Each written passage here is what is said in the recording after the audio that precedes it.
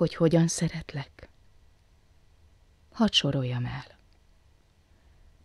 Ameddig lelkem ér, oly messze forr szerelmem, s mélybe és magasba, hol a lét s a menny határaira lel.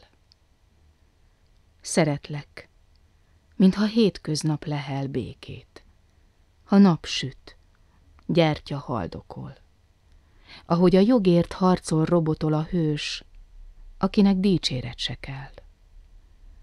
Oly lángolón szeretlek, oly vadul, mint búm tüzelt, mint hiszval kicsi lány, s ahogy szerettem vesztett, szomorú szentjeimet.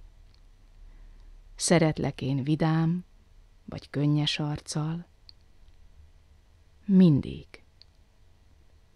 s ha az Úr hagyja, még jobban halálom után.